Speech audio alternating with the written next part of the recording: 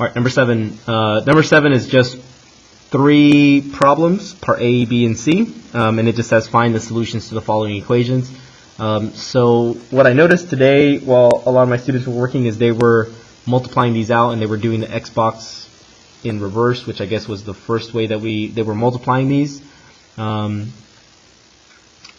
what this is, or the way that these problems are set up, is they've already done this step for us and this step for us. All they're asking us to do now is just the third step. The third step is just set our factors equal to 0 and solve. So they're just asking us to do this last little bit, set them equal to 0 and just solve them.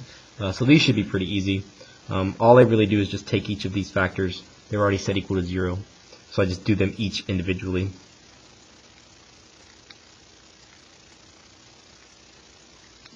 And then I just solve them. And then that's really it. So I draw my line down my equal sign, I box in my x, I do the opposite sign of minus 8, so I do, or sorry, plus 8, so I do minus 8 on both sides. My x is going to come down, so x comes down, and I have x here, positive and negative, create my 0 pair, and then 0 minus 8 is going to give me negative 8. So that's one solution. My other solution is going to be a two-part one. Box in my x, the 3 is attached to it, so I have to box in the 3 as well. Opposite sign, so I'm going to add 2. Positive 2, negative 2 go away. 0 plus 2 is 2. And then the 3x comes down. So we have 3x equals 2. My last step is going to be to divide by 3. And this is the part where a lot of people get stuck. 3 over 3, we've done fractions before. We've reduced stuff in, I know for sure, in algebra before. So anytime you have the same thing over the same thing, you can reduce it to 1. The x is going to come down. So you have x equals, and again, we don't overcomplicate our lives. We're mathematicians, so mathematicians are lazy. So we're just going to go ahead and keep this as 2/3. All right, part B, this one should be a little bit easier. R plus 2.5 equals 0, and R minus 4 equals 0.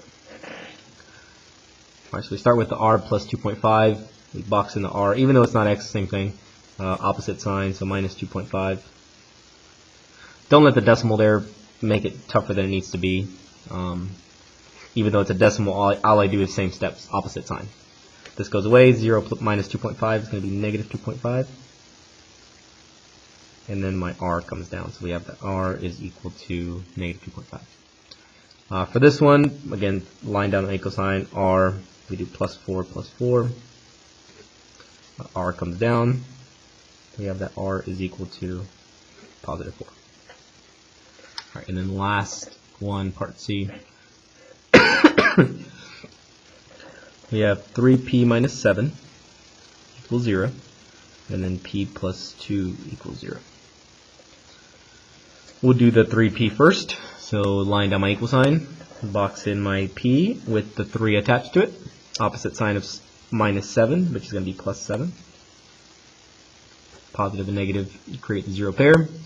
0 plus 7 is going to give me 7, and then 3p comes down. Then my last step is going to be to divide by 3. Again, 3 over 3 reduces to 1. P comes down. I'm going to go ahead and write this over here. P equals, and I'm going to go ahead and leave this as a fraction. Of course, if you're, for whatever reason on your test, whether this test or the STAR test, if they're not in fraction form, all you really do is just type these into your calculator. You get the decimal format if you need the decimal format. As long as you don't do alpha y equals and set them up that way. If you do alpha y equals, it's just going to give you the fraction right back. But if you just write it out, it's going to give you the decimal. Alright, and then last one. P plus 2 equals 0. Draw my line, box in my p, subtract 2. We get that p is equal to negative 2. Again, those are my two solutions. Alright, so that was your review for the quadratic equations test tomorrow, and good luck.